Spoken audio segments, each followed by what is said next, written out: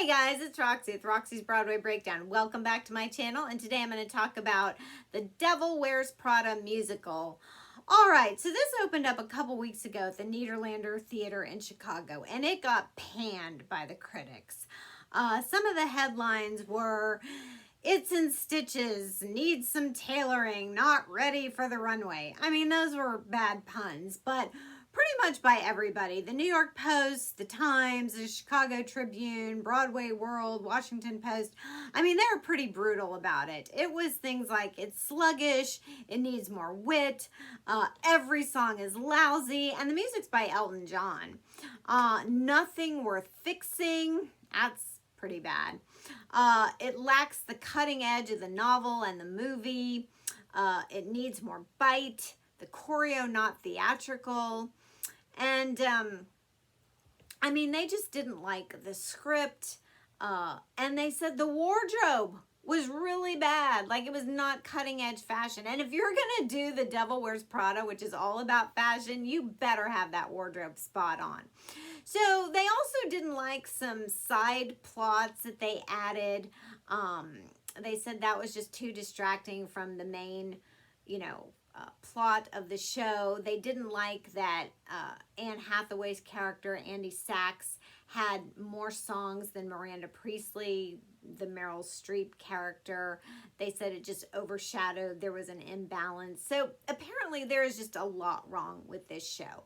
And scuttlebutt is they now have brought out some big name directors from New York to Chicago to watch the show and see if they can give any guidance, any critique to help the show to get it back on track and restructure it and to try and help the show to get it to Broadway, because that is the goal, to bring it to Broadway pretty soon. And there's a lot of money invested in this show, like all of these big shows. So I don't know. I mean, that remains to be seen if they can get this show back on track. I mean, I've seen a lot of pictures. I have read more articles.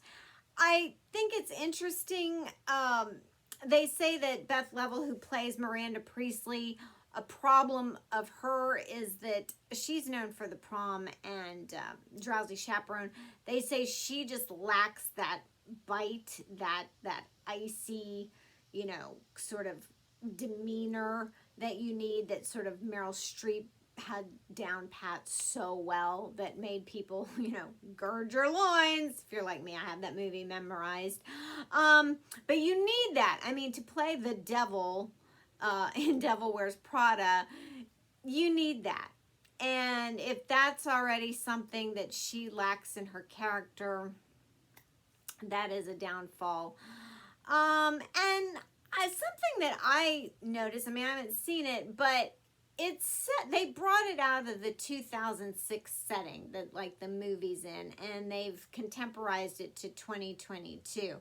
Pictures I've seen, the cast is very diverse now, both in ethnicity and like gender fluid. But that makes a statement in and of itself.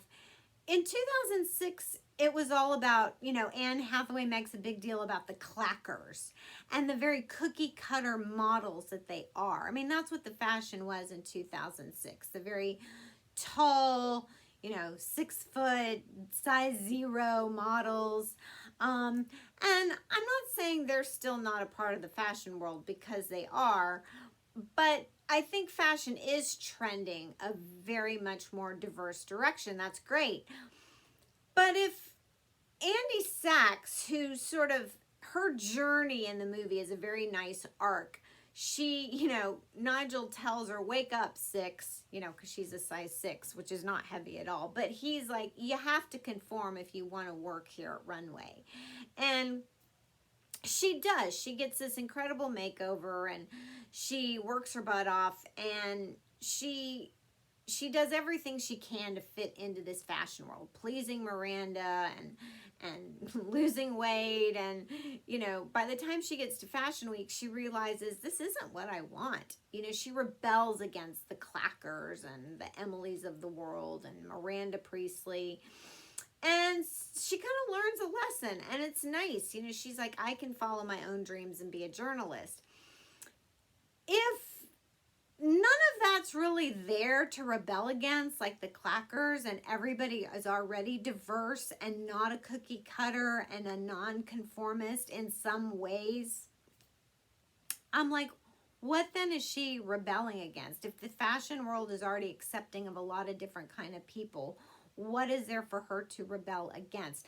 I mean, they do show her showing up in a schlumpy cerulean blue sweater, which I'm sure she gets lectured on.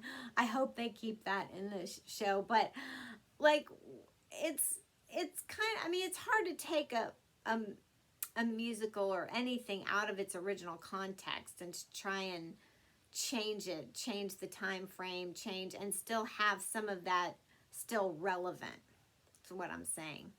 It's just like when you take a musical that we all know and love and you try to change it so much into something what it's not.